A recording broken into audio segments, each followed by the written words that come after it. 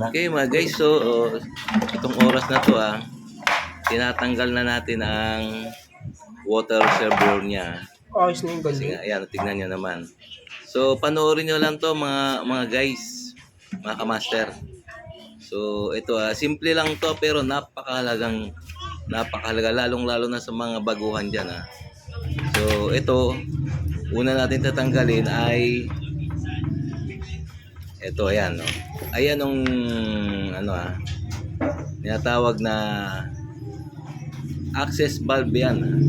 Ito yung tinatanggalin natin, access valve. Nakalocate yan sa compressor, mga kamaster Kung ayan kasi diyan natin unang titignan Kasi diyan natin sasalpakan ng access valve. Yan, okay. So Yes So tapusin nyo lang to, itong video na to para magkaroon kayo ng idea. Okay? So ito makikita nyo ito filter dryer naman.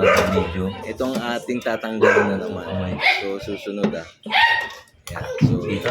So ayun tinatanggal natin yung mga istorbo ba. Siyempre bago kayo magtanggal, mga istorbo ba kumbaga sa istorbo sa kamay mo yan, yung grounding wire. Yan. Okay mga guys So itong hinahawakan ko, discharge yan. So handa na nating puputulin yan kasi nga kadalasan talagang leak ng Samsung digital inverter yung tubo na nakapaikot sa water reservoir. Kasi nga ito nga ay nakababad. 24 hours na nakababad sa tubig. So siyempre, metal yan, hindi naman tanso yan, kundi ito ay bakal yan metal. So kahit at isa pa nakabalot, kung tatanungin nyo nakabalot naman yung tubo na yan. Oo nga nakabalot yan.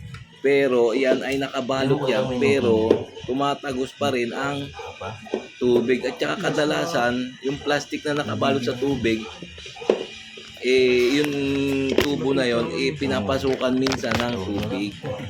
So kaya nagkakaroon ng moisture at doon na nagsisimula yung kalawang. So kadalasan na ito experience ko sa tagal ko nang naging technician So lalong-lalo na dito sa inverter na to. Napakaselan talaga ng water itong tubo na dumaan sa water reservoir niya. So ito tinatanggal na natin mga guys Okay mga guys, so kaya nga sa tagal ko nang gumagawa ng frigidaire at aircon, so lalong-lalo na itong inverter na to kadalasan na experience ko diyan, ang nagkakalik nga doon yung tubo na nakapaikot sa water reservoir. Reservoir ba yung kung saan napupunta yung tubig yung mga tubig na galing sa loob ng freezer. So ayan. So ganito lang mga kamaster, tatanggalin nyo yan, puputulin nyo yan. So ayan puputulin nyo yan at siyempre dudugtungan ng tanso ng copper tube. Ayun ang pinaka the best mga kamaster. Kasi yan, bakal yan yung galing sa factory, bakal yan. Ilaw ba yan? Ayun. Kahit ba sabihin nating nakabalot pa sa plastic na tubo yan, bakal pa rin yan So pag nakababad sa tubig yan, lalong-lalo na yung tubig na bumabagsak dyan sa water reservoir na yan, mga contaminated na mga contaminated na acid. Kaya tawag na acid. So matapang talaga yan. Yun, tingnan nyo, ayan tanggal na. Patayin mo muna. Yan, okay. Ayan ang nakababad sa water reservoir. So ang gagawin natin mga guys, ayan Yan, pinaandar muna natin yung compressor. Tinanggal mo natin yung mga masasamang hangin. Yan, Okay, umandar na siya. So umandar naman siya. So ready na tayo So ayan ang dudugtungan natin ng copper tube. Yung tanso na talaga yon. Okay mga guys ha. Okay, ayan na.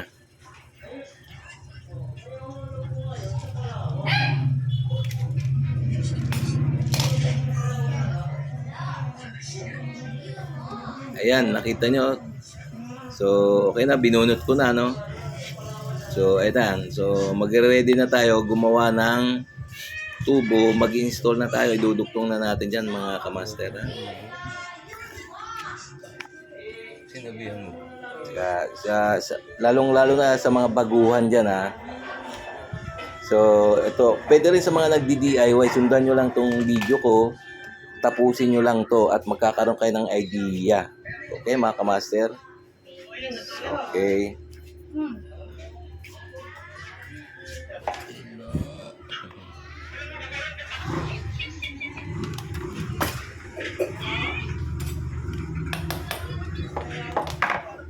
Ayan, tignan nyo, ha? Napakadumi, ha? Tignan nyo naman, ha? Yun, okay. So, kung napapansin nyo, kung nakikita nyo, ha? Binabalik-balik ko yung water reservoir. Kasi, susukatan ko dyan, no? Kung gaano kahaba o susukatan ko kung gaano kahaba yung tubo na ilalagay ko. Na ipapaikot diyan sa sa water reservoir. Okay? Magkaibang ano yan? Laki? Magkaibang laki?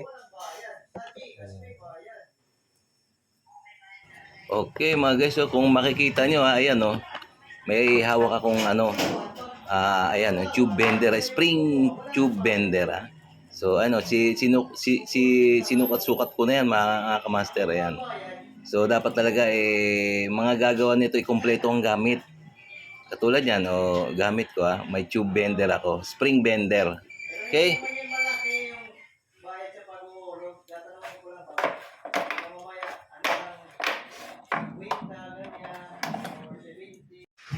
Alright mga guys, so ayan ayan finish na.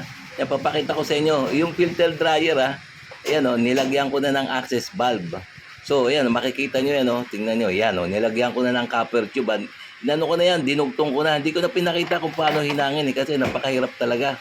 Napakahirap talaga mag shooting na mag-isa lang So ayan binibigyan ko lang naman kayo idea mga kamaster. Yan, tingnan nyo. Yan, pinapakita ko yung kabuuan. So, para magkaroon kayo ng idea. O, yan. Yan ang access valve, ang filter dryer. Yan, ayan ang ginawa natin. Yung pumaikot na Okay na mga guys. So, ito na. So, naka-vacuum na siya. So, papakita ko sa inyo ang finished products So, ito yung bagong kinabit natin na nakalubog sa water reservoir. Yan Okay, dahil dito ang kadalasan nagli-leak yung nakababad sa tubig. So ayan Okay na. So meron na rin So nilagyan ko na rin ng access valve para mamaya monitor natin ang high side niya. Okay, may filter na rin, naikabit na lahat. So, hintayin natin to na 30 to 45 minutes ang vacuum nito Okay, so ayan na.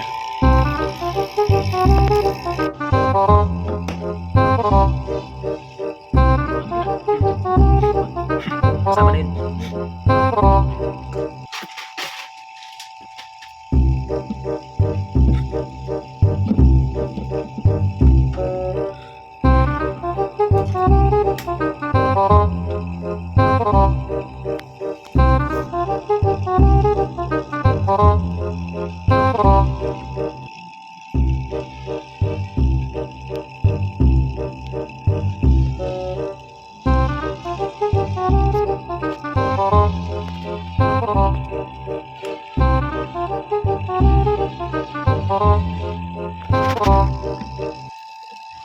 Alright mga guys, so ano na so malapit na tayong matapos.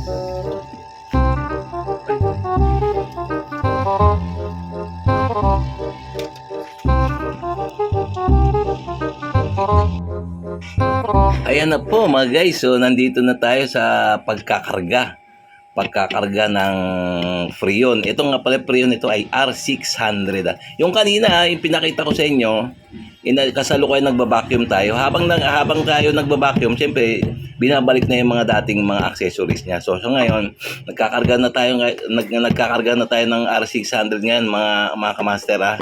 So ayan na. So nasa final stage na tayo mga kamaster.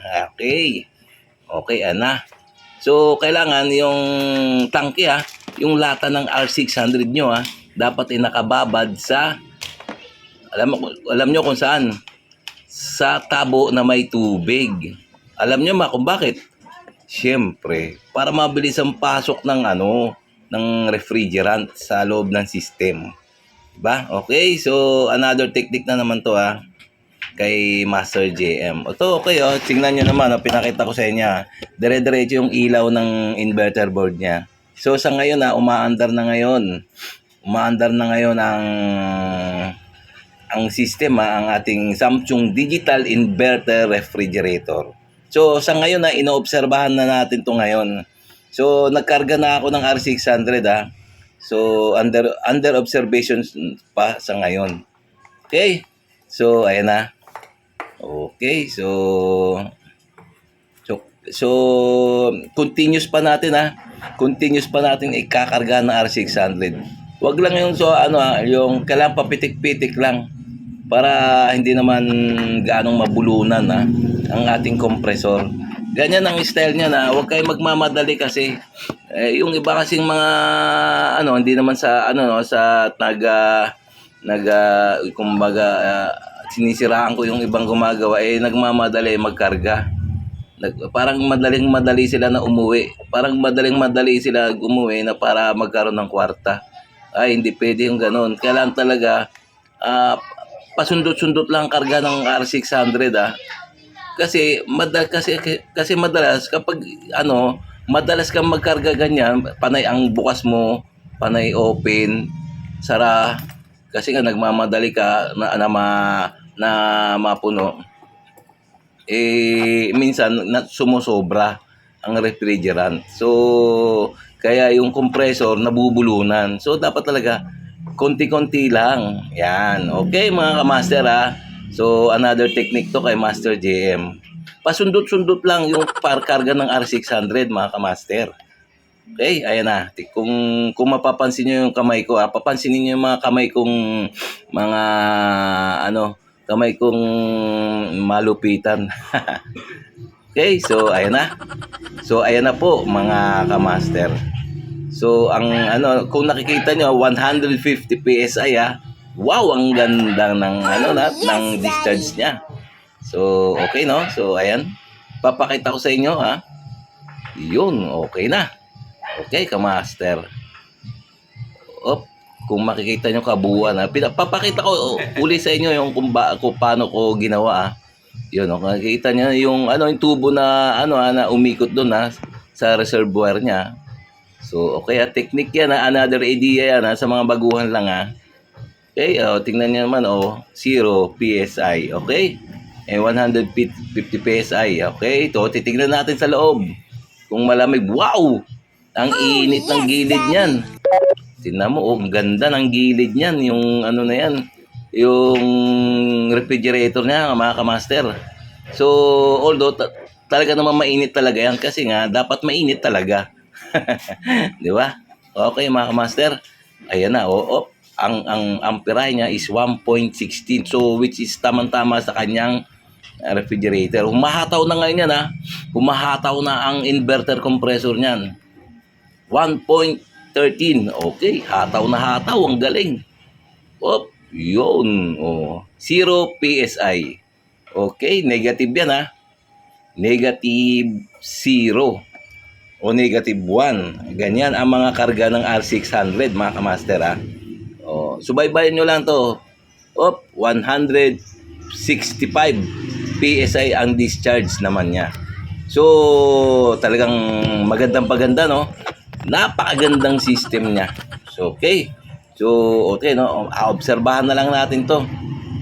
Ayan na. Papakita ko sa inyo. Samsung Digital Inverter. Oh, dami pang ano, pautot. Yun, oh, yun. Binuksan ko na yung evaporator niya. Yun, oh, umiikot. Oh. Wow, ang lamig niyan mga kamaster. Yan, okay. Oh, lamig, oh. Bago pa lang andar yan, ha. Pero obserban pa natin yan, mga kamaster. Yun, oh, may ilaw na. Wow, ayan, oh. Kung ano, ha, oh, kinakapa ko kung talagang may hangin. Ano, may hangin naman lumalabas. Yan, oh. Kahit ba makapal yung kamay ko, nakakaramdam pa rin yan. Ano naman yan eh. Siyempre, yung kamay natin talagang ano yan, nakakaramdam talaga yan. Yan o. Yun o, sinet ko yung thermostat sa gitna ha. Ayun nga pala mga kamaster ha. Laging nasa gitna lahat ng thermostat nyo. Huwag nyo ang babaguhin yan. Ayan ang pinaka factory set niyan ha. Okay?